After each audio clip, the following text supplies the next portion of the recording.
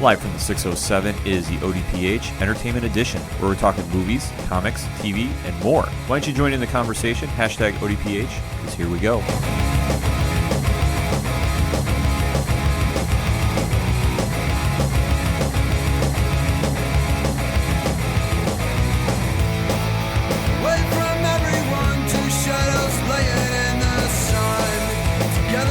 And welcome to a special edition of the ODPH. I'm your host, Ken M. And this coming week, Saturday, June 23rd, Galaxy Brewery, downtown Binghamton, New York. There is a very big show coming on. 607, Crimson Brethren, A Trillion Lives, and Walking Distance will be playing. Now, if you're not familiar with those bands, we're going to get you caught up to speed very quickly. Because joining us in studio is an old friend of the show. You hear his music each week on the ODPH Entertainment Edition from his former band, Crimson Brethren. You'll soon be hearing new music from him, eventually in 2018, from his new band, Floodlands. Ladies and gentlemen, give it up for Jimmy Gazdick. Hey, Ken. Thanks for having me, Ben. Thank you for coming back on the show, Jimmy. And Jim has also brought a friend to join the show. And if you don't know his musical history, we're going to get you caught up to speed really, really quick because it's a fascinating story if you don't know Rob Kucharek. Now, Rob has played in bands such as 607, Cooter, Autopilot Off, Dead Ahead, and he's currently in Walking Distance. He will be playing June 23rd at Galaxy Brewery.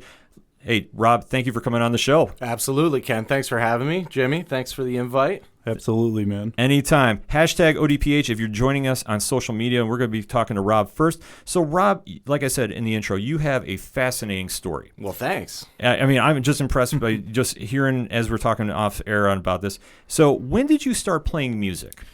I was probably about... The first time I picked up a guitar, I had a great uncle of mine played guitar. Spent a lot of time at his house and always just like was interested in it, would see him play. And I was probably like 10 or so, and he would start to like show me a little bit about like, here's how to hold it and play a chord and things like that. And then probably, I was probably like 11 or so, he actually gave me the guitar. It was an older electric guitar from like the 50s. Oh, wow. And I still have it Cool. to this day, which is really cool. Started just messing around. I didn't know much about playing, never took lessons or anything. And I knew a lot of people that played guitar. I knew people that played drums, but nobody played bass. So it was like, well, if I'm already playing kind of just one note on the guitar anyway instead of chords at that time. And I wound up getting a bass when I was probably like 13 or 14. So this is like, I'm dating myself here, but this is like... There's nothing wrong with that. Like late 80s. Okay, so around that time. So late 80s, you kind of make the transition to the bass. Yeah. And you're just kind of saying, okay, I'm really kind of getting into the whole music idea. So what's kind of your musical influences at this point?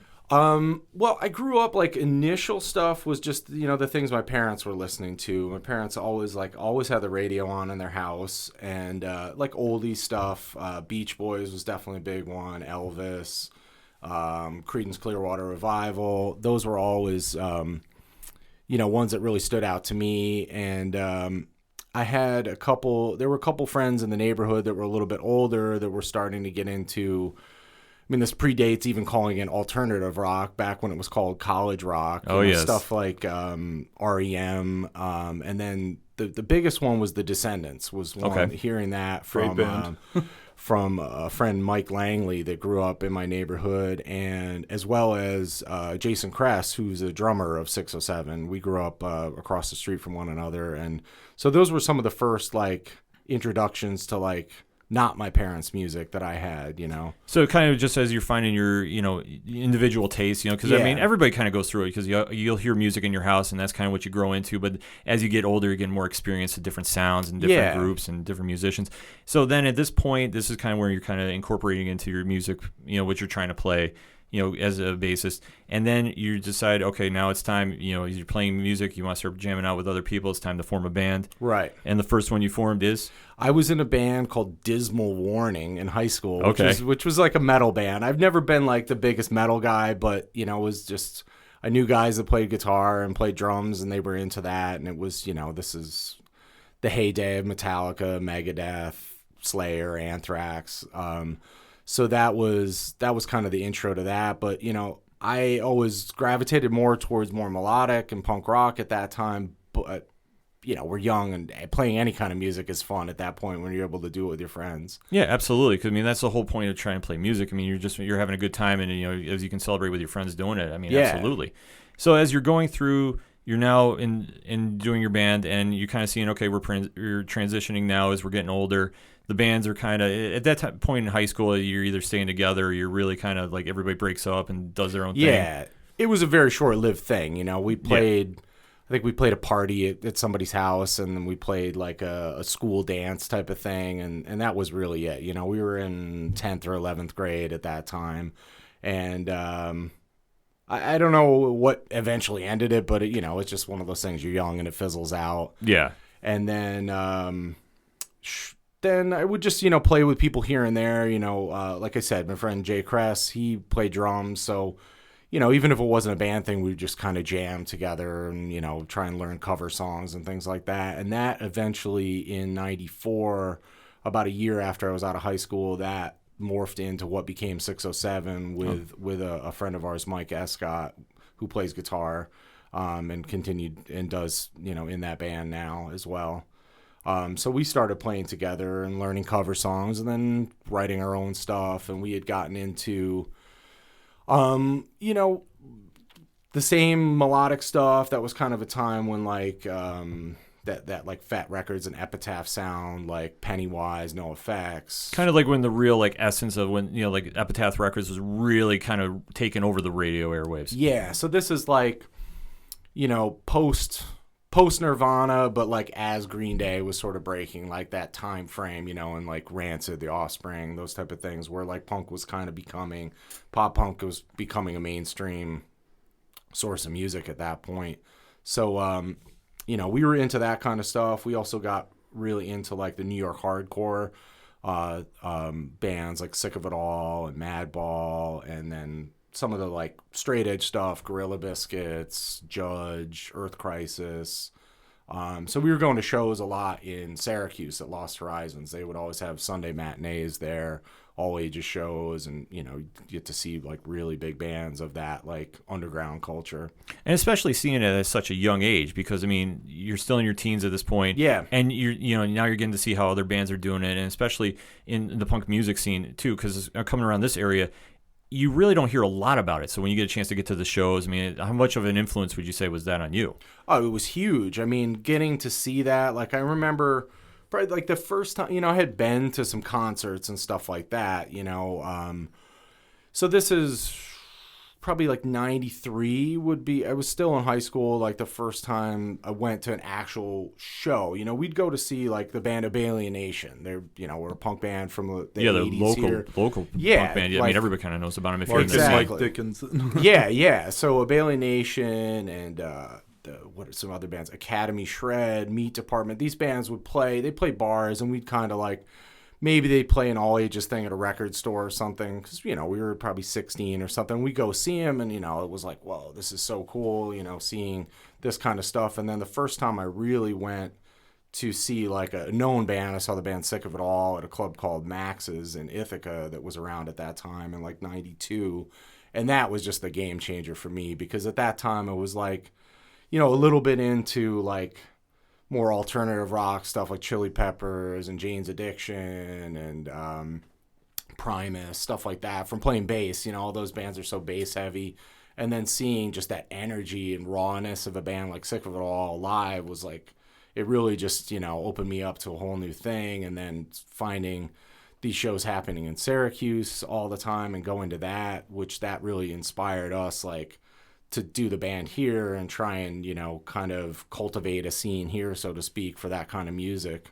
Yeah, I mean, and that's just kind of have such an influence, because you guys started in 94. Yep. And just kind of playing around here.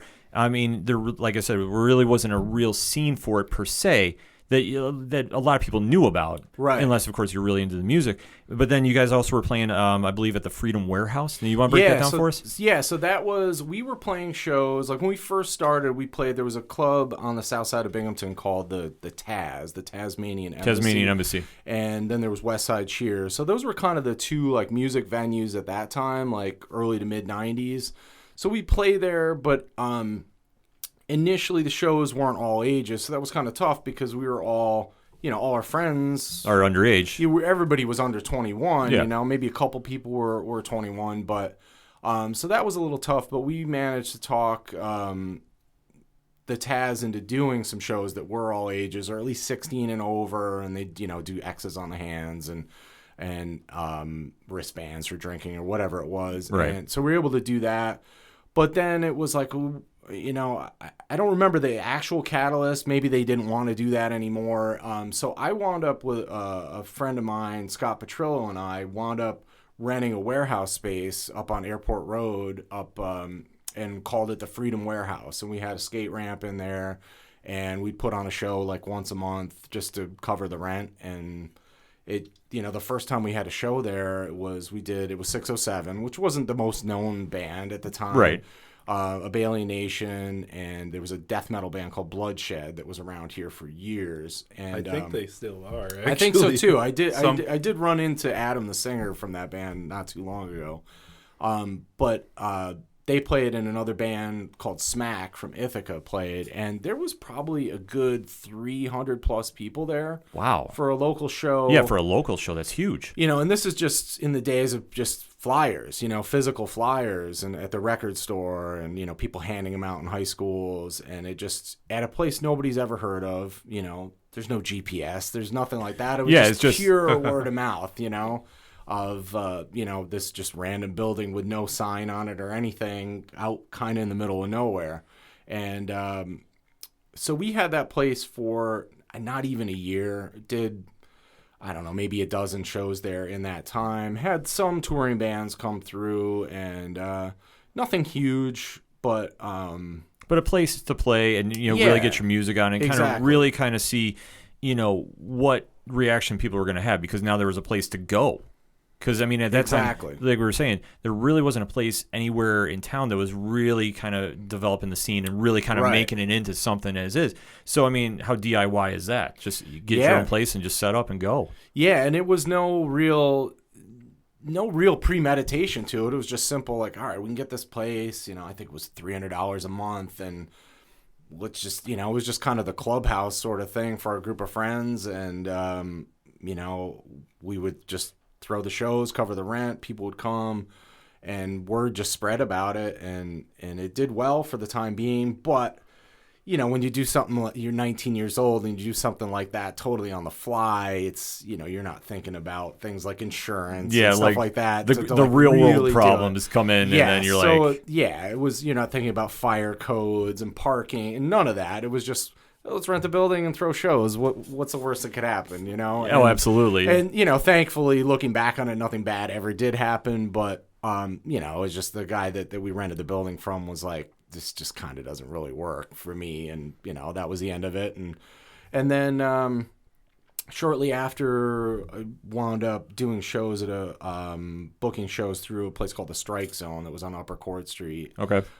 They had, stage, sound system. It was more of a, bar, restaurant, but they'd have cover bands, metal bands, and we would brought that Sunday afternoon matinee thing, and they were willing to do the like 16 and over type of thing, and Logistica was a good spot. There's plenty of parking, bands, easy in, easy out, and did that for a few years. And so 607 lasted from 94 to 98. During that time, we played around this area quite a bit. There was always, I know I mentioned before we started, there was like just some random venues that would pop up. There was a frat house in downtown Binghamton that would have shows.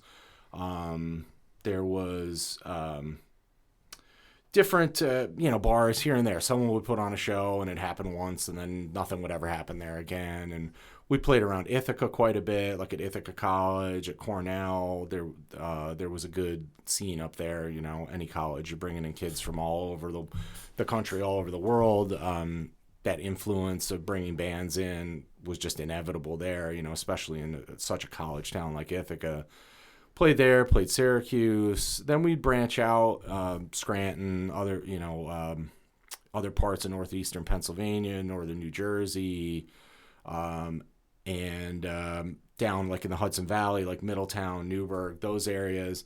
And that's where I wound up meeting the band Cooter that just really, you know, they were a pop punk band, kind of a Green Day sort of sound, and just really like personally clicked with the guys in the band. And this is in 98, or probably met them in 97, and in 98 our band had, you know, we kind of fizzled out here. So 607, just to recap for our listeners. Yeah. So 607, it went from 94 to 98. Yep. And it was just you kind of just, you know, fizzled out, but it's just kind of just being a young band. It was just a young band. It was kind of our first, you know, real band, so to speak. We put out a 7-inch vinyl record. You know, we recorded stuff with Jeff DeBella, who had Audio Art Studio, it was called at the time, and Jeff's still involved in music production today. I think it's Mansion Audio Mansion now. Audio, yeah, for sure. So we had, you know, that was the place to record here, you know. So we had that nice, slick sounding recording, and we did that. We, you know, kind of became a degree of a regional band, but we're young, you know, kind of finishing up like school and stuff like that. So, you know, the band just eventually kind of just fizzled out at that point. Right, which is completely understandable at that time. And it had morphed through a couple members. Like originally, a friend of ours, Matt Johnsonball, was the singer of the band. And then he went away to school, so I wound up reluctantly becoming the singer of the band, something I never really intended to do. And then over that time, a friend of ours we had met through the band Smack from Ithaca wound up joining. Derek wound up joining as a second guitar player. Then eventually we had a friend of ours, Jim Simpson, who played bass in the band, and I just sang towards the end of it. And then, like I said, we were starting to play regionally a little bit, and I met this band, Cooter. We had been on a compilation CD together, so we were familiar with one another's bands, and we played together, just really clicked with these guys, and they were like, hey, you know, they had played up here, I think it was, and the band Face to Face, which has always been like a favorite band of mine, and I know it's a favorite band of Jimmy's too. They were playing in New York at that time, you know, maybe a couple weeks later, and Chris from the band Cooter was like, hey, you know, if you want to come down and go to the show, you know, stay with me, we'll go into the city, blah, blah, blah. And I was like, yeah, you know, let me come down and do that. And, you know, we just really, really like clicked. And, you know, this is in 98, and 20 years later, Chris is still one of my best friends to this day.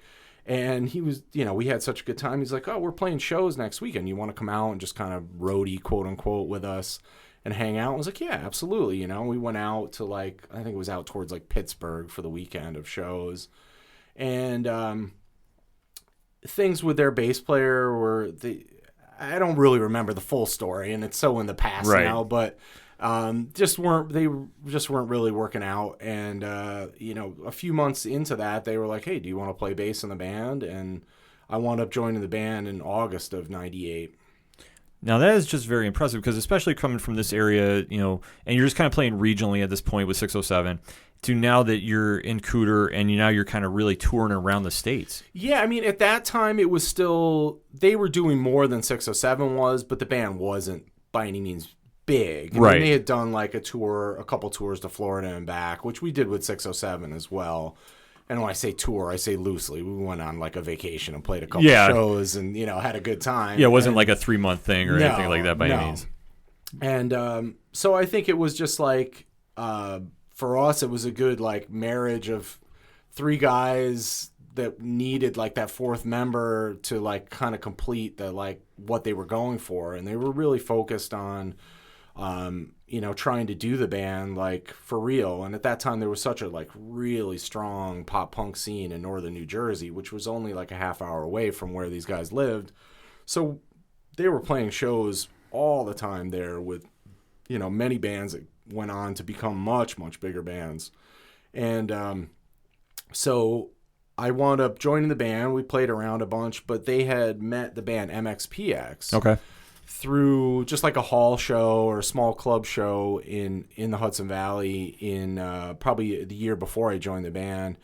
And MXPX was a pretty well-known band at that time, but still, you know, coming up. And they had said, you know, we'll bring you guys on tour. You know, this is back that kind of just simple like, hey, we like you guys, we like your music, we'll bring you out. And I just kind of really lucked out that I stepped into a situation that they had already booked for November of that year, October, November of that year, a tour with MXPX and the band The Get Up Kids, who at that time were like on fire, like the most popular thing possible. And so the first, we played a few shows, hall shows, and a couple clubs, but the first tour I did with the band was with MXPX. We were playing to like 1,000 people a day. So, and the Get Up Kids. I mean, just how is that feeling? It was crazy, because we with 607, we had played to a few hundred people here and there. We never really did anything bigger than maybe 400, 500 people was like the most we had ever played to, and that might even being generous. So, like, coming out to a theater, I remember it was a club that's still around called the Palladium in Worcester, Massachusetts. Okay. Coming out to like a curtain lifting up and there's 1,000 people in front of it and go, that's just gotta be wild. That's just gotta be such a crazy experience. I mean, especially, like you said, you were coming from like playing the Freedom Warehouse and just around to like now you're on a big stage, curtain comes up and just thousands of people there waiting to see you play.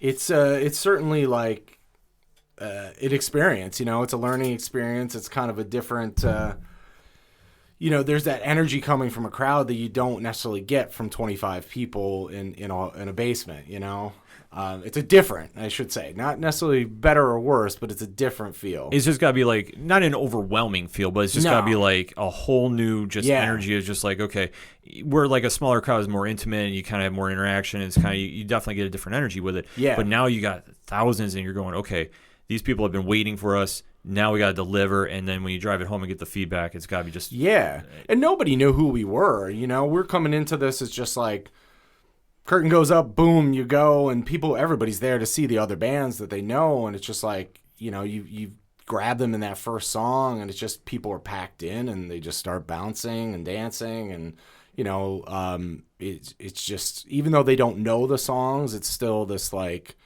I said, this energy that just bounces back and forth between the band and the audience. Yeah, and just here, when you see the reaction, now it's like you have the music coming out. Now, is this the time that your independent album came out for them, or no? Shortly thereafter. So they had an EP out on an independent label that I didn't play on, but that those were songs we were playing at that time when I joined the band. And shortly thereafter, we recorded a full-length record with Jeff DeBella here in Binghamton. We wound up... doing that just because I had such a good experience working with Jeff with 607, and we all just met with him. Everybody clicked with him, and it was just, they had been recording with different people over the years, demos and stuff, and it was just an opportunity to do something different, and for them to come up here and do it was just like a different feel to it. So we recorded first full-length record. The band was called Cooter still at that time. And that was put out on a label called Fast Music that was based out of New York that had decent distribution, and it got it out there. And, we were trying. It was those days, this is way pre-Bandcamp, social media, SoundCloud, anything. This is just demo tapes, sending them out to labels and, sending them out to booking agents, sending out to bands, just getting the name out there, like physically mailing stuff. Yeah, just doing anything you can to get your music out there. I mean, and for people that are just not familiar with the digital, the pre-digital age, it's just you would go to shows and have your stuff on cassettes and I mean, if you were lucky enough to do burnt CDs at the time, and just start handing them out, just hoping people really caught on and would spread the word. Yeah, I mean, if you had anything more than a cassette tape, you were like a big band. If you had a CD, it was like, oh my god, or we're kind of a big deal here. So we put out that first full length record and just started touring. We went out with we kind of played anywhere and everywhere we could. We did like our first couple jaunts like out to the Midwest, a lot of Florida and back, because that's just always been a very easy network of clubs up and down the East Coast and like DIY venues to do that, especially at that time in the late 90s. And then we had a lot of opportunities in Poughkeepsie at the Chance. We had a lot of opportunities to open up for touring bands that came through. So a package would come through, 2 or 3 touring bands, and they'd have one local band open. And with Cooter, it was lucky enough that we had a good rapport with the people who booked the club and with some booking agents for national acts that we were able to be that opening band. So we weren't just playing a local show. We were playing a local show opening for the Bouncing Souls, opening for Unwritten Law, opening for Less Than Jake, bands like that that people knew, So it sort of gave this perception that it was a little, we were further along than we actually were. So that just started to snowball, and then that started to happen, playing venues in New York City. Like it was a really classic venue, Coney Island High in New York, that was right on St. Mark's in the Lower East Side. That was like a huge landmark club. We were lucky enough to play there with like some Fat Records bands, played there with MXPX, so we just started to kind of build that momentum and just keep it going and take it further and go to the Midwest and go down south and eventually make our way, entirely across the country. And at this point, you're still in a young age, and this has just got to be like the rock and roll dream. It's the rock and roll dream that I never had. Honestly, I never, a lot of people are like, I just want to play in a band and we're going to do that. For me, I don't think I ever really said those words, but I certainly wasn't against doing it. As it was happening, it was just like, well, I'm just rolling with this, I can remember when 607 was winding down, I was like, I don't want to play in bands anymore. And then, fast forward, all those years of doing it professionally after that, it's just, it's kind of random thing to happen. It's just like fate just kind of winds up pushing you towards it. Exactly. And it's just like as much as you're not looking for it, it just finds you. Completely. It's got to be just an incredible feeling. So now at this point, you're still in Cooter, and then in early 2001, this is when you guys are making the transition to Autopilot Off. Yeah, so it was the same band. We wound up getting a cease and desist letter from a band of a very similar name from, I believe it was Alabama or Mississippi it was.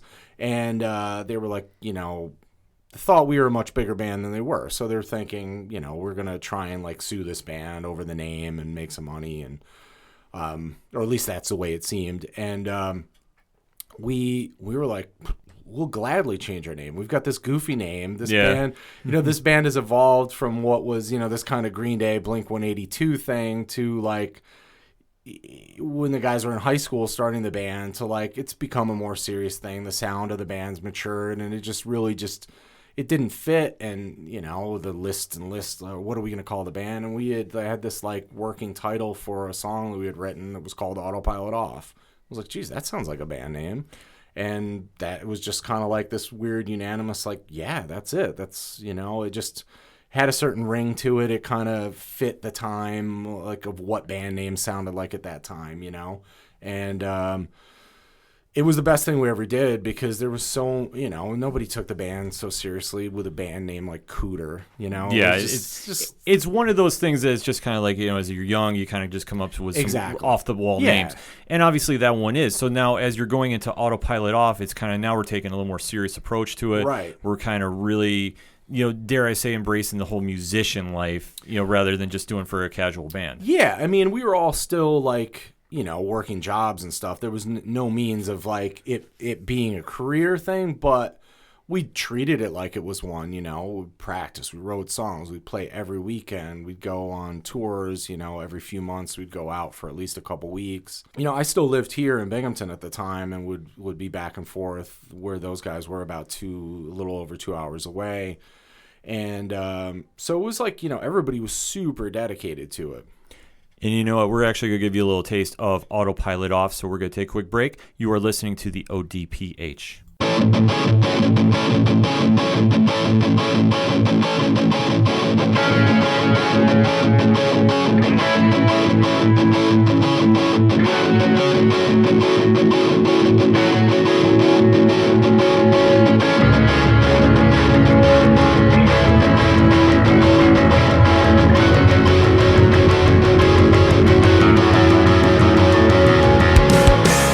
With every sip I taste those days, and slip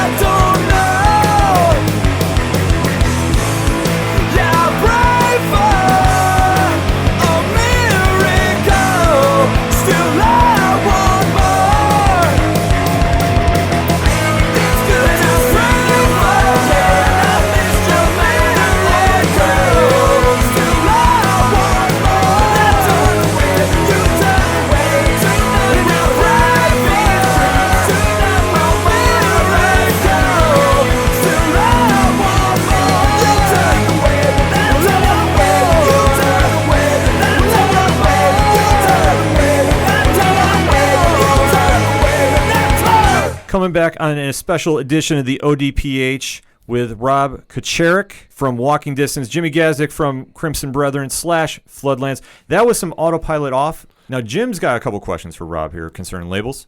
Yeah, I mean, you guys were on Island Def Jam Records. Yeah.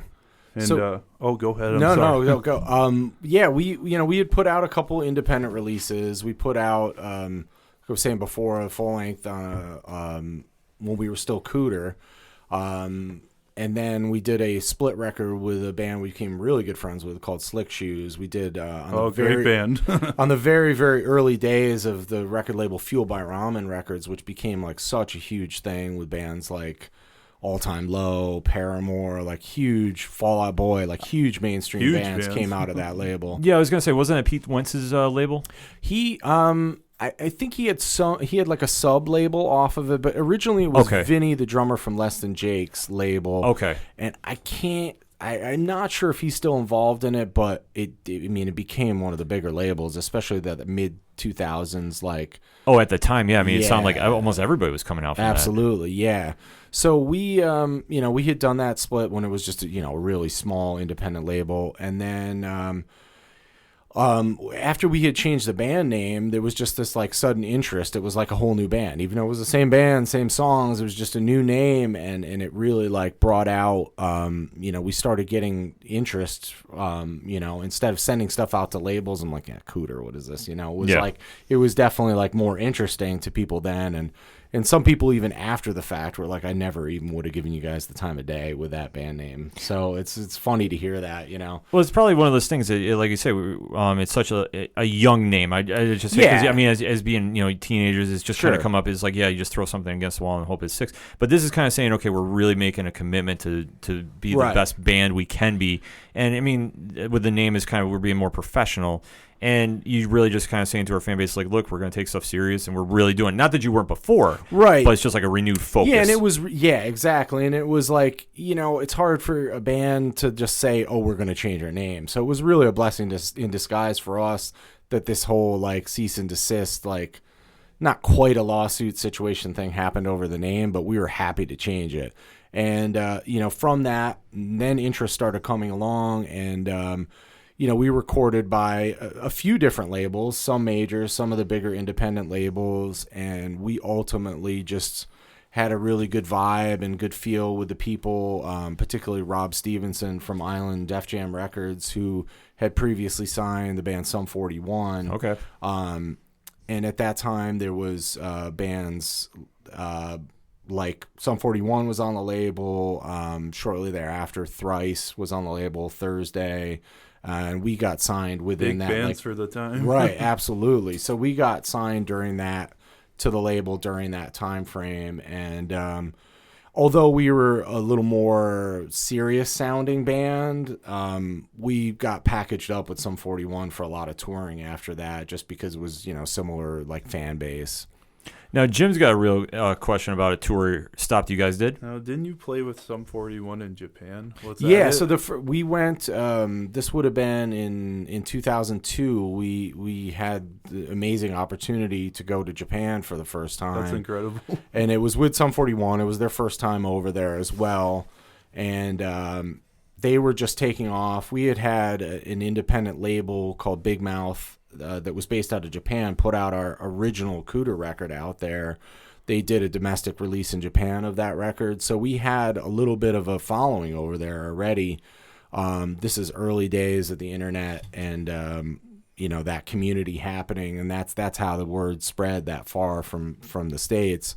So we went over there and did that, and I mean, it was just incredible experience to go somewhere like that. It's just the fans are so enthusiastic. I mean, I watched the video on YouTube, and the fans are just going wild. It's nuts, It's unbelievable. That's got to be just such an undescribable feeling just to go see. I mean, just seeing how far music travels and just the different interpretations of the energy you getting back from the fans, and just seeing a fan base just get so happy and excited. Yeah, and this is coming at a time when, like, we toured a lot here, and we were always like the opening band. We were on great packages. We were always the first of three, second of three, which we loved.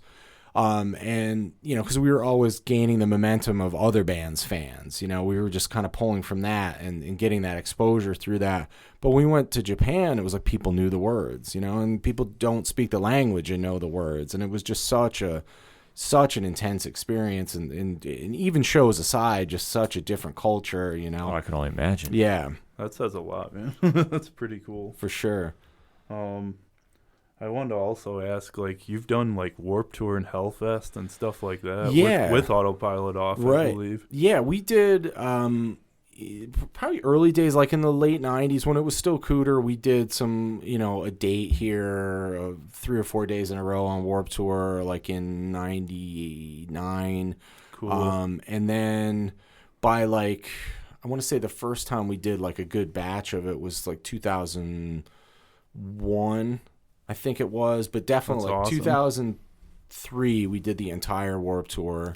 And 2004 we did the majority of it. That must be an incredible feeling to you because, like, we were talking about Face to Face earlier. Yeah.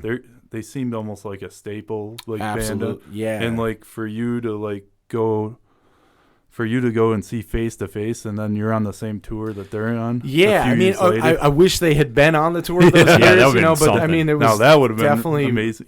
really cool stuff. Like we were really tight with the band Newfound Glory, and they were on the tour one of those years. So like, That's cool. the Movie Life's another band. Yeah, they played that show back in Endicott back in the day. Yeah. when you guys were still Cooter. Yeah, so that's probably one of the last time.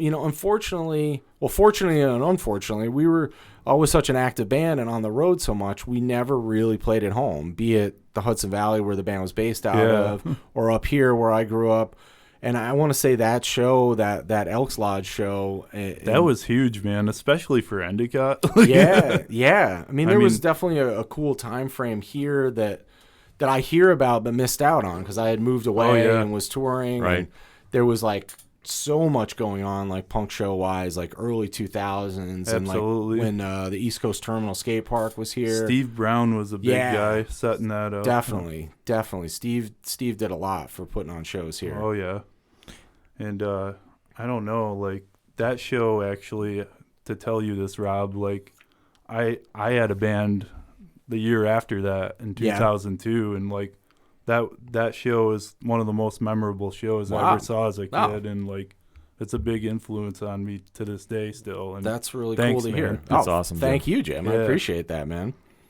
I don't know. It's a landmark show. Cool. Like, Yeah, for I mean, me. seeing the flyer, it's like, man, I can't believe Midtown, I Kill brought Your the Idols, flyer. The Movie Life, Hot Rod Circuit. I mean, all those bands were like really breaking at that time in like the underground world. We're going to see if Jim can throw that up on his Instagram page for us after the show. Sure. Definitely, because you got to take a look at it. I mean, the flyer is still in pristine condition, too, by the way. Yeah. So, I mean, that's just awesome. Now, for our intern Padawan Jay, who is running the boards today, this is going to be right up his alley. Autopilot Off had some songs in some featured video games. Yeah, like Break it down for us So here. go on, I'm listening. early to mid 2000s. So this is like, the big one, and we get a lot. I was telling Jim on the ride over, like, that we get so many like fans that are like, oh, when I was a little kid, I always played these games and your music was in it, and these kids were like 10 back then, and they missed the whole, being able to see us and everything. But the really big ones was SSX3 snowboarding game. Yep. And NHL 2004. Those were like the two big ones that people really are always like, oh, that's where I know your band from. And then we had stuff in NASCAR Thunder. Yep. That same year, the Cars movie video game. Oh, which was okay. like, a little kid geared game. Which, many years later, my son thinks that's the coolest thing ever. To have something that's correct. Even though it was, way ahead of his time. Right. But Project Gotham Racing man. was another one. And, I'm sure there was definitely more that I don't remember, but I've never been like a big video game guy. But those things were such a big deal for us, like the fan base from those things. Yeah, no, I remember definitely at the time the SSX series was huge. Yeah. Like it was so huge to the fact that they even brought it back a couple years ago. Really? Oh yeah, Project Gotham Racing I remember was a big one. Yeah. NASCAR Thunder definitely was. So those were all large, very popular games at the time. Nice. That's awesome. So, I mean, you kind of are achieving, massive success at this point with Autopilot off. I mean, you guys been touring the Van Warped Tour.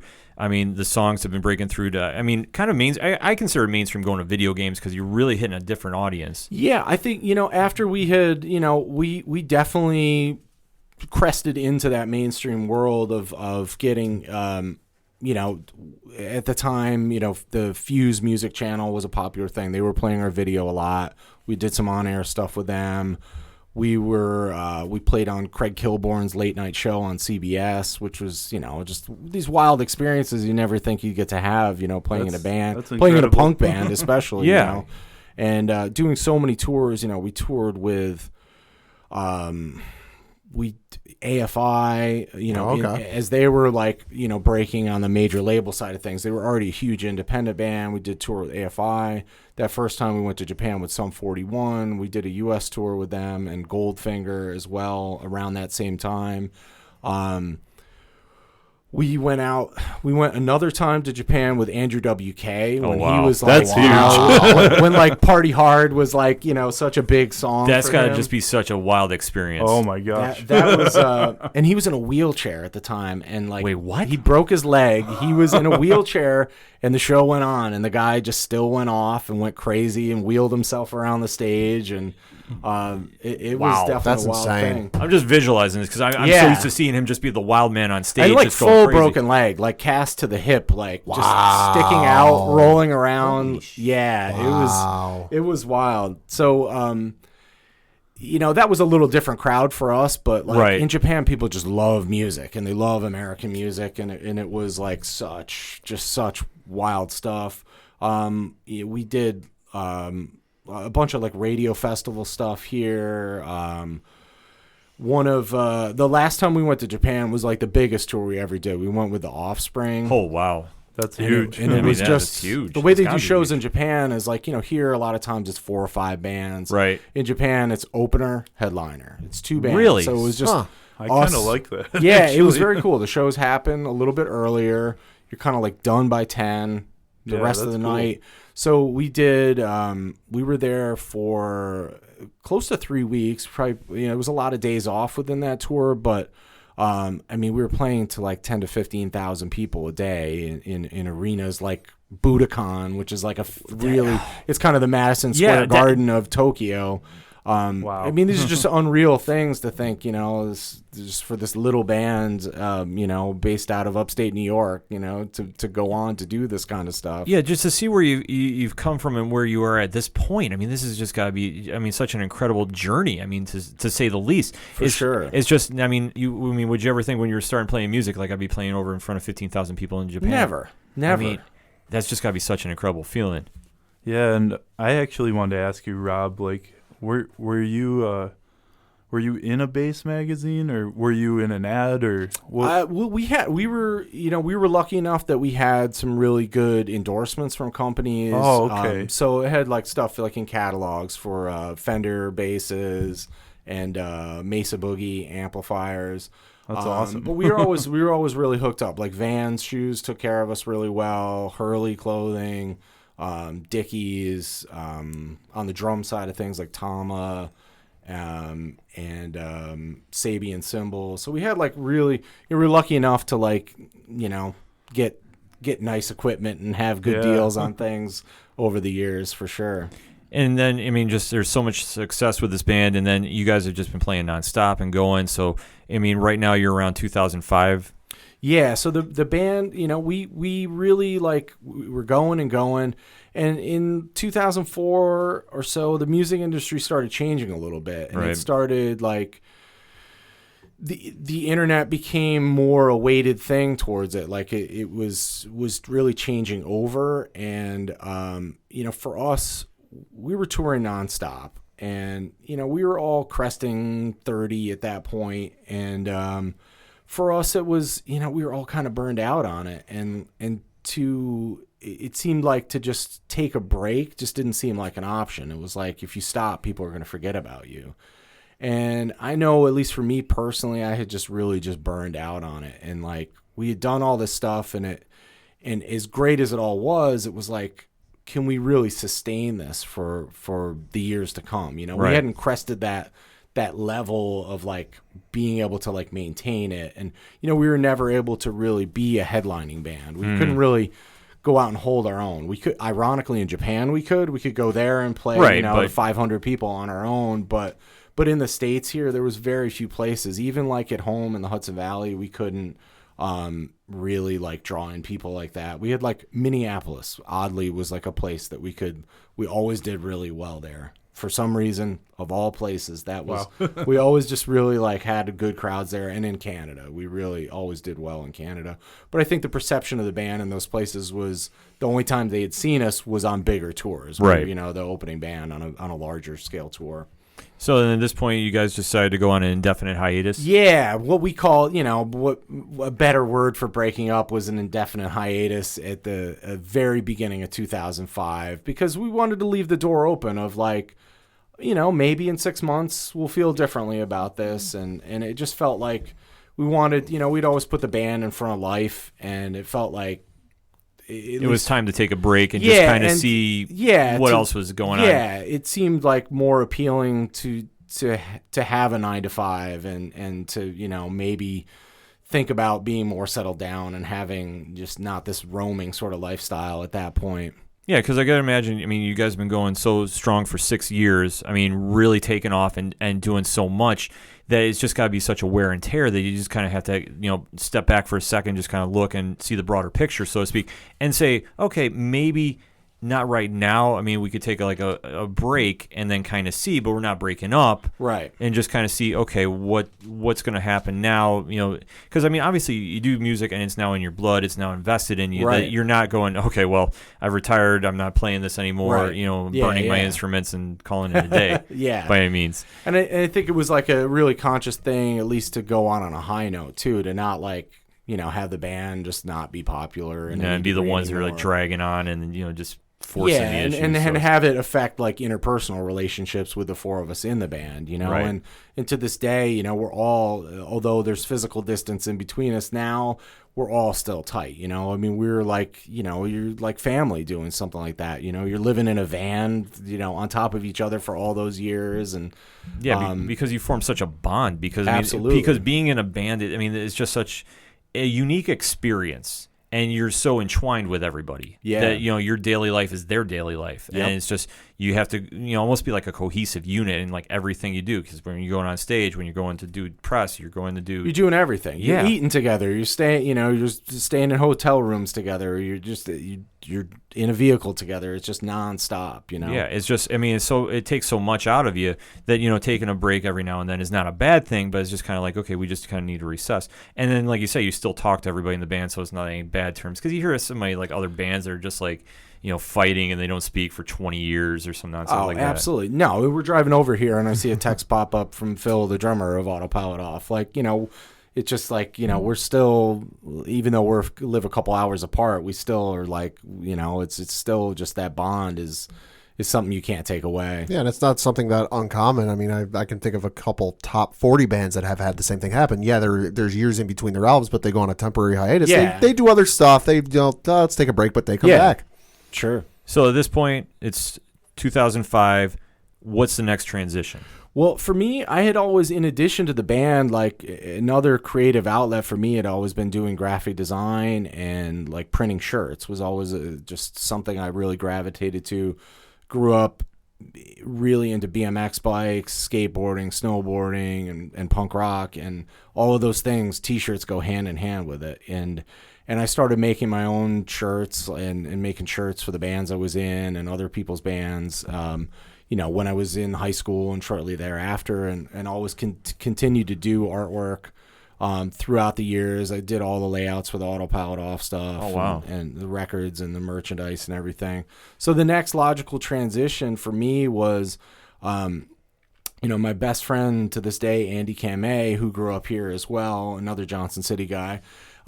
He had worked in the snowboard industry for a number of years, and we talked about, he had moved also to the Hudson Valley too, coincidentally, and he wasn't happy with what he was doing either, and we talked about the idea of starting up a screen printing and graphic design shop, which shortly thereafter, in the beginning of 2005, became American Icon, was a company that we started then. Okay. And then how is that going? Now you're kind of taking a step back from the music industry. You're kind of just really, doing a new passion down there. How is that going? It took off very quickly. We had some good friends that had companies, some BMX bike companies that were doing well that we started printing for. A couple bands, nothing really big, but just through the people we knew, through just different aspects of life, kind of people need T-shirts to promote their businesses, their companies, and it just really started to really gain momentum quickly, much like I was lucky enough that the music thing did as well.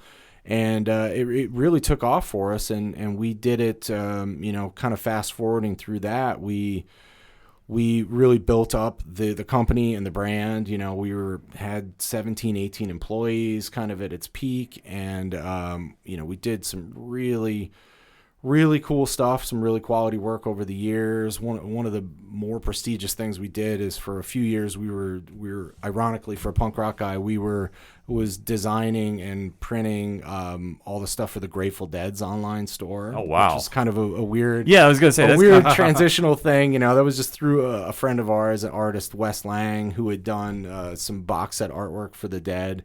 That he had connected us with them, and we just, was just clicked on a good personal and business relationship with their people, and we wound up doing that through like the 2012, 13, 14, that era. But ultimately, owning a business isn't for everybody, and after about 11 plus years, I just really just burned out on it. I really the reward didn't really offset the like burden and stresses of it for me and ultimately a business partner too. And we decided to sell the company in 2016, and which we did. And at that time, I felt like it was a cool opportunity for another change, in life, and again to try and end something on a high note, Absolutely. I think I was lucky to catch you by the end to get Yes. the Crimson Brethren shirts. Yep. We did some Crimson Brethren shirts. Yeah. Yep. Thanks again for that. Oh, absolutely, man. So, I mean, just at this point, you're kind of doing the transition point. American Icon's taken off, and then just, doing anything for, that length of time has just got to be such a grind. But you did it to a point where you're doing it and you love what you're doing, but then it's just kind of like when you kind of fall out of it. And trust me, I absolutely loved it, like heart and soul, loved doing it, and it just wore me down over time, and I realized, just that at the end of the day, like, is it worth it? And I just really couldn't say yes to that, that it was worth it. And at that same time, this was we sold the company. It was no sort of like, multi-million-dollar thing where we're like retiring or anything like that. But, my wife and our son, we decided that like it would be a nice opportunity for us to have like a change of pace in life. And we wound up, after I had lived in the Hudson Valley and particularly in Newburgh for since 2000, so 16 years, we moved back here to the Binghamton area. Just the cost of living here and the quality of life. Although I get the vibe from a lot of people that's like, Binghamton, whatever,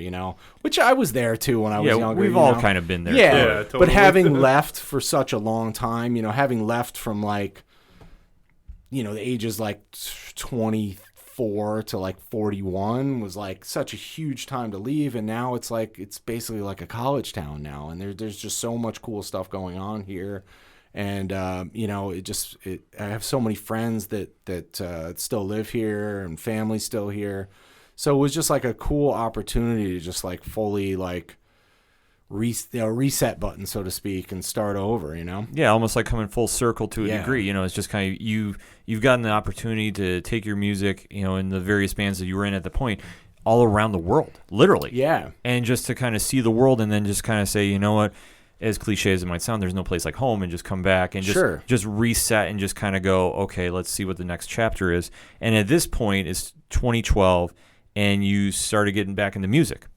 Well, yeah. So this predates that a little bit. So like around, in the midst of doing American Icon, in like 2011, we were we decided with Autopilot off, like, hey, let's just get together and jam. Let's just, no pressure. Let's just try and, we were all kind of itching to play our instruments again, and we got together, and it felt good. We wrote songs, but we knew, like, realistically, like, touring and stuff like that wasn't in the cards for us. Now, did you guys do that, like, living around each other? Or? Yeah, we were all lived, like 15, I thought 20 maybe it minutes was apart. separate. No, we Okay. were all able to, get together like a weekend, Cool. I remember when it was kind of a big announcement on Facebook that you Yeah, guys were looking back, I doing mean, we some probably new should have stuff. been a little more subtle about it because our follow through wasn't exactly like what we hyped it up to be. But we were just recording the stuff ourselves and writing, and it was some of the more fun times because there was no pressures to it. There wasn't that record label thing. There wasn't that. It's almost tour like coming up. It's almost like a back to basics because it's like Yeah. when you first started out, it's just you're doing music because it's fun and it doesn't feel like a job anymore. Obviously Yeah. when you're touring and you're working Yeah. for major labels, it does become a job, but you're still loving playing music. Otherwise, Exactly. why would you It's do a it? job that you love, but ultimately there's some people to answer to, and Right, but this one is like there's no pressure. Right. The weight is off the shoulders, and it kind of just goes back. Like we said before, it goes back to basics. So you're just kind of going, okay, we're just going to jam and see what happens. And at this point, this becomes dead ahead. right. So Dead Ahead became, we were trying to do Autopilot off, and we just weren't logistically schedules. It just wasn't there. Yeah, musically it was there, the vibe was there, but just it was tough to get together. Right. But I was just really itching to play, and I wound up getting together with some guys I had met through the screen printing shop, one of which has worked for us, a friend, Jesse Vidala, that was in a band called With the Punches, that was a pop punk band that did pretty well and toured around quite a bit. Yeah, they're a pretty good band. They were on, I think they played up here probably a couple times, like in the mid to late 2000s. So he was a singer of that band. He was a sales guy for our company, and we wound up connecting with a drummer who was another sales guy that worked for us, and another friend on guitar, and just started writing songs for fun. It was like our equivalent of like the softball league, It was like Wednesday night, get beers, just play in the warehouse, write songs. We'd play shows here and there. And we put out a 5-song EP with that band, but we never really toured or anything. We played one show that was like notable. We played with a Wilhelm Scream and the Flatliners down at Asbury Lanes in New Jersey. But it was just like a fun thing to do, just an outlet for music. Yeah, I really dig that EP you guys put out. Thank It's you, really thank cool. you. We do have a song from that, so why don't we get into that? Do you want to do the intro for it? This is the band Dead Ahead that we did for a couple years. The song's called Exit Letters.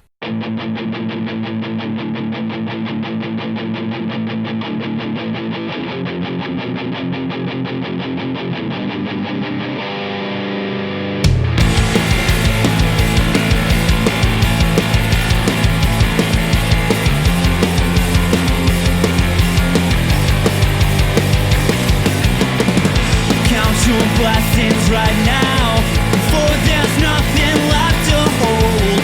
Empty pockets, and well, you went to one too many times.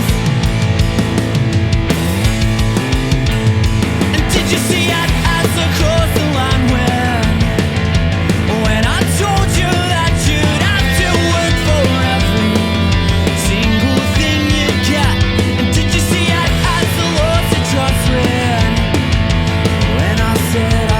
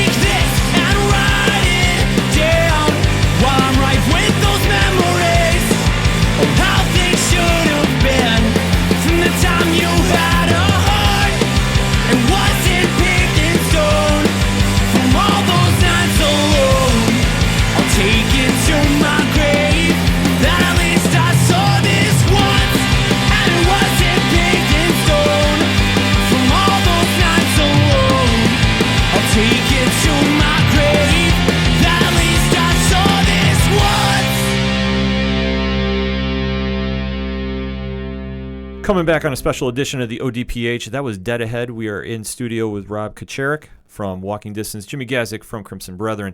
So Jimmy had a question concerning some shows. Yeah, man. I realized you guys had a Dead Ahead show with H2O, and I think it was your last one, but I'm not sure. But I was going to try to make it to that. But Yeah, we played in Poughkeepsie. This would have been in 2015, like late 2015. I think so. We it wasn't intentionally a last show, but it wound up being the last time we played a show. I knew H2O. We met H2O through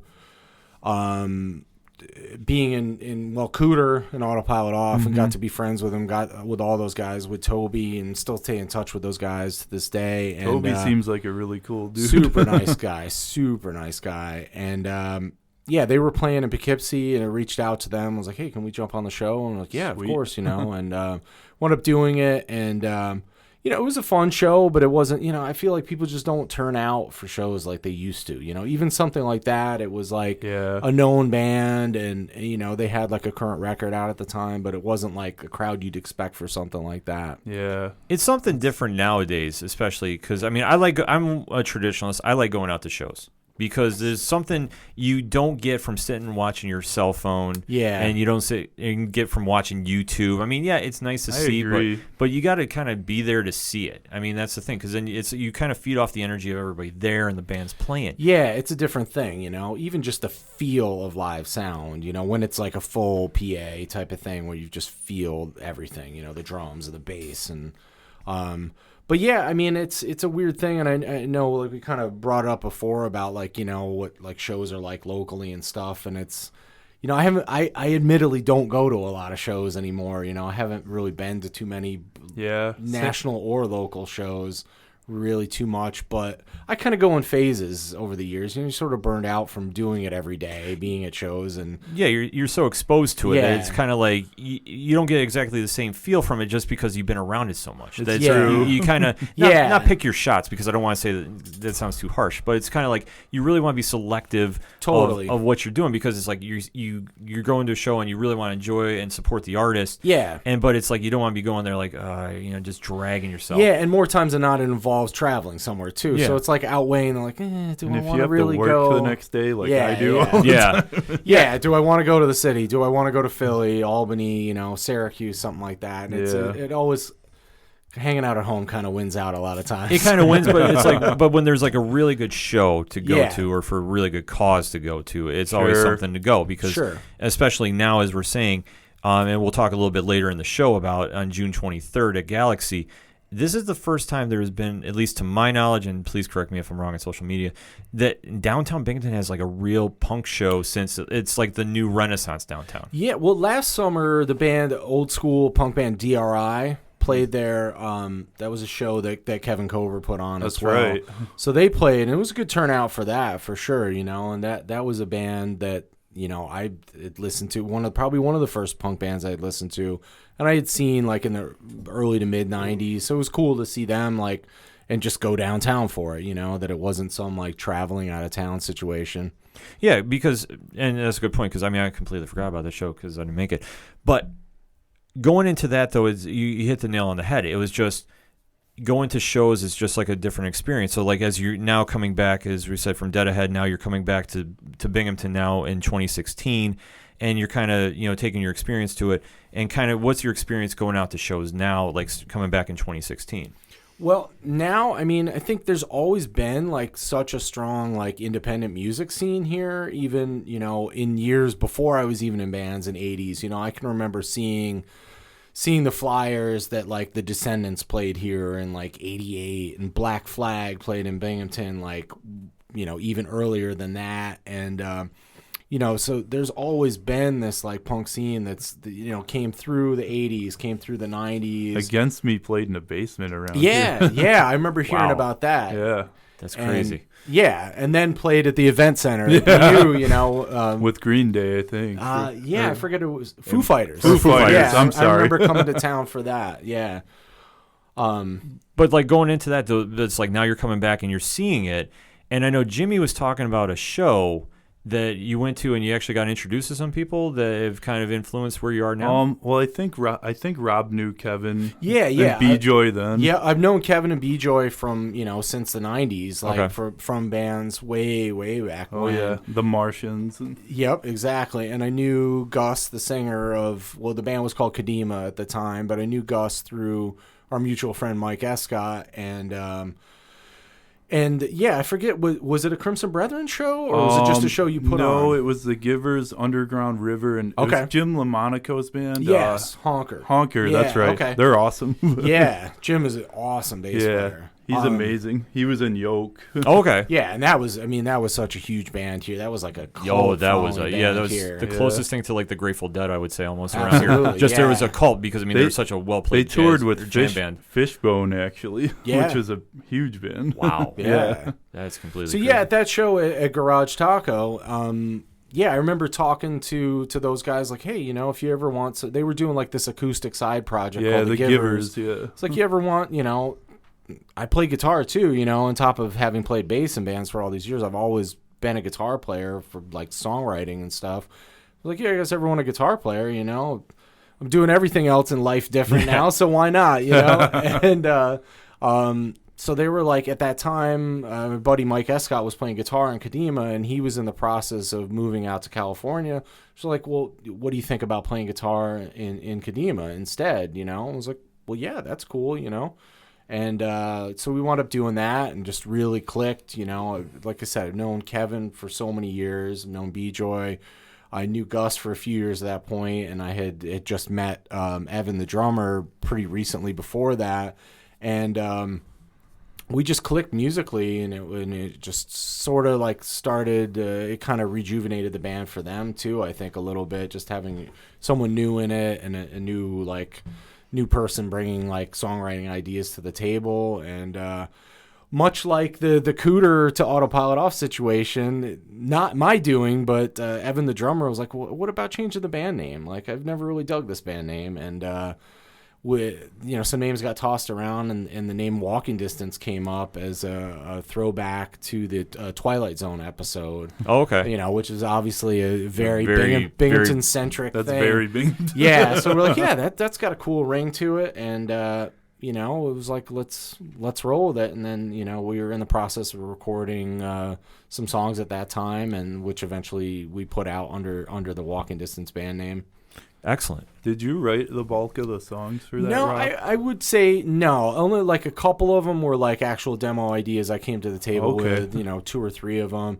But for the most part, like, it was very collective. Like, everybody coming to the table with little ideas. That's the best, I think. Yeah, and then we'd arrange things, as a group. And I like doing that. I mean, I love like recording stuff on my own at home, but like it's very linear and very like, it's just one person's idea, and it can all kind of start to sound the same a little bit or feel the same. So it's really cool to be able to have that technology of like GarageBand where you can record stuff that sounds really slick, and you can present a finished idea to somebody and be like, all right, now let's put our own spin on it. I mean, it's just such a crazy thing now in the digital age where you can do that, because like before it was just pretty much unheard of. Yeah, and during all those years of like Autopilot Off, that was like, I mean, maybe like the last year of it was like we were like demoing stuff with like digital programs and a drum machine, but now it's like a click of a button can have a record that sounds like the best thing ever, and just sitting, on your couch doing it, which is just really awesome. Definitely convenient. Yeah, for sure. Oh, I can imagine it only helps. And now the finished product for Walking Distance just came out recently. Yeah, I guess it was like over the winter months we put that out, so that's available streaming on Spotify and Apple Music, Bandcamp, etc. And we're going to play a song from that album right now. The song is titled Blue Lips. You're listening to Walking Distance here on the ODPH.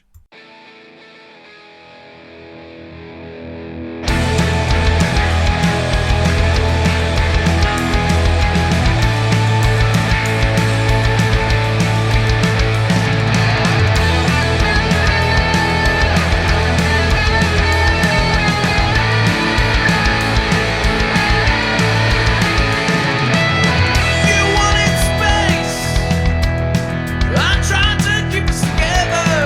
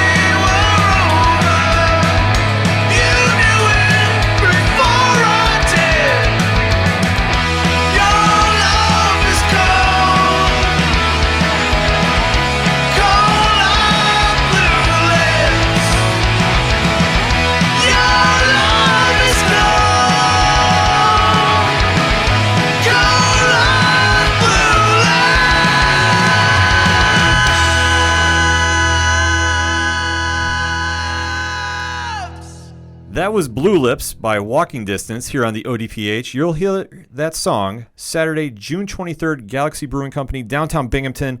You're going to see Walking Distance, A Trillion Lives, Crimson Brethren, and 607 reunited. So, Rob, why don't you tell us about that? Well, with 607, I mean, like we were saying before, we stopped doing the band in 98, 20 years ago. And back in 2015, one of our closest friends and essentially like a fifth member of the band, our buddy Kenny Van Kuren, passed away unexpectedly. And we got ourselves together and we're like, a great way to be able to, honor his memory and raise some money for his young son that was left behind, was let's get the band back together. That's something, very Binghamton that we could do, and have this band that hasn't played in so long is going to be a draw to kind of have people come back into town and have this reunion and send off for him. And on top of it, to be able to raise some money. So we got a bunch of sponsors involved with it. And we did the show. This was back in October of 2015. So we hadn't played in nearly 17 years at that point. And it was just such a good time, Unfortunately, it was a bad circumstance of why we were doing it, but just the whole thing of getting back together and playing with the people you grew up playing with. And through that was the first time I had actually met Jim. We had, I had heard Crimson Brethren through friends here. I was like, man, this band's really good. Like, we should have them on the show. It's the sound of it flows well with it. And Kadima, which became Walking Distance, that was their first show, I believe. And a couple buddies of ours, an acoustic duo called R&R, played the show. Okay. We did that at the Beagle Pub, and we had like hundreds of people come out to that, and we auctioned off a bunch of stuff. We had some great things from a couple different snowboard companies got involved and helped us out. A couple breweries got involved. Then it came about Kevin Kober from Walking Distance and, local Binghamton punk, celebrity, historian, hero. staple, brought up the idea of, hey, I'm turning 40 this year. What would you guys think about doing like an old school, punk show? And Galaxy's on board to do it this summer. And we kind of bounced around dates. And, for us with 607, Mike, the guitar player, and Derek, the other guitar player, both live out in Southern California. Okay. So half of our band is, 3,000 miles away on the other side of the country. And so we're, they've been practicing out there, and Jay Kress, the drummer, and I have been practicing here. So, like, we'll be getting together this week leading up to it. They're coming into town midweek. We'll burn it down and practice and bust it out. But my current band, Walking Distance, is playing the show, and then A Trillion Lives, which is a tribute to the almighty Abelian Nation. Right. What I kind of see is like the quintessential Binghamton punk rock band is playing the show, which is members, B-Joy and Kevin from Walking Distance are also in that band. And then Crimson Brethren, who hasn't played, they just played a show about a week ago. It's first time in a while since the indefinite hiatus you guys took. We did, our last show was last year, June 10th, and the reunion show happened to fall on June 10th this year. Kevin Kober asked us to play it, and it's an honor to play with 607 again. Like, everyone knows them around here. That's kind of a local legend, and for us to be asked to play is an honor. Oh, we're happy to have you guys, Well, thanks. I feel like we're like a generation removed from so many things, for being less kind of mid-school sort of, punk and hardcore band from this area. But you take a look at how the influence is now, because, Crimson Brethren is kind of, growing up watching 607 and just kind of be an influence. And now, they're doing it to other bands now, too, coming in. Yeah. It's just, like we always talk about, it's going, full circle now. Yeah. So coming back and especially playing downtown, that's a big show. Especially like, just to kind of wrap it around there, it's going to be a huge show, and just to show the music scene is still alive and thriving here. Yeah, and it's really cool to have it like you're saying, a venue 20 years ago to be playing a brewery in downtown Binghamton was like unheard of. unheard of, like And now to do that, and for Seth and his dad from Galaxy to like host that, something that's sort of maybe a little more edgy for that type of venue, to have that kind of show is really cool, to be able to do that and have like a really comfortable place. We're all older, we're like in our 40s, right. And like we're it's nice to be able to have that, like, just a cool, comfortable place. It's a place that we go anyways to eat or drink, and great food there. Great food, awesome beers, great staff. To be able to come there, do that, and and have sort of a reunion of sorts. Beyond just the 607 thing, but just getting together with old friends. I know a lot of people that are coming in from out of town for that, and we're really looking forward to doing that coming up on the 23rd. It's going to be a great show. If you have the chance to go, don't hesitate. Get down to Galaxy Brewery, downtown Binghamton, Saturday, June 23rd. Walking distance, A Trillion Lives, Crimson Brethren, and the reuniting 607. I can't sell it enough. You need to be down there at the show. Any final words for our listening audience, Rob? I just want to thank you guys for having me on and doing this. It's cool, thank you for coming on. Always a pleasure. Anytime you can make it back on, please feel free. It's really cool to be able to tell a story of, someone that sort of broke out from here, maybe not even intentionally tried to break out, and it's I don't think a lot of people know about it, and it's just fun to be able to, kind of reminisce on things that I've done over the years and share it with people. Well, if you just even want to break it down to the simplicity of it, it's you came from here and just playing music and being consistent and just driving your passion and just, have it resonate through, because your music just spreads, and just having people give the energy back, and just seeing how far, if you're determined and you want to work hard at it, because it's not easy. Absolutely. Doing it. Yeah. But you can look where you can go. You can do everything. Especially, just touring regionally to touring nationally to, going on TV shows, magazines, video games, touring around the world, going to Japan. It's just seeing how far the 607 can reach if you want to put your work into it. You've done a great job doing it. The proof is in the resume. Well, thank you. Yeah. This is a great place to come from. I'm happy to be back here. I'm happy to be like, having our son like grow up here, and I feel like I had such a great upbringing here, and I think this area has like a ton to offer, and probably even more. It's becoming more, the influence of the university on the area, and the amount of culture that's coming into downtown. It's just really rejuvenating for me, to be back here, like at a different stage in life, and to be, have this half reminiscing, half new experience thing here is a really awesome thing for me. Jimmy? I want to give a shout out to the Martians. It's a bummer they couldn't play the show. I would have loved to have seen them, but I'm happy to be a part of this show still, and love you, Frank, and love you, Kevin, love the band. And I also just want to thank my friends, my family, and the Binghamton music scene. I love being here. I love being a part of it, and I thank you all. Thank you. Definitely something to experience on that. So we can't stress enough. Saturday, June 23rd, Galaxy Brewing Company, walking distance, A Trillion Lives, Crimson Brethren, 607. One of the biggest shows you're going to see in the area this year. No reason to skip it if you can make it to the show. All the bands you heard mentioned, you can definitely check out on your social medias and on iTunes, SoundCloud, and Spotify. Wherever you find your music, definitely go check them out. We thank Rob Kucharek from Walking Distance for joining us, Jimmy Gazik from Crimson Brethren / Floodlands for also crashing the show. It's always great to support the Binghamton music scene, and we can't be happy enough to do it. So that's all we have for this time on the ODPH. My name is Ken M. Thank you as always for listening. We'll see you next time.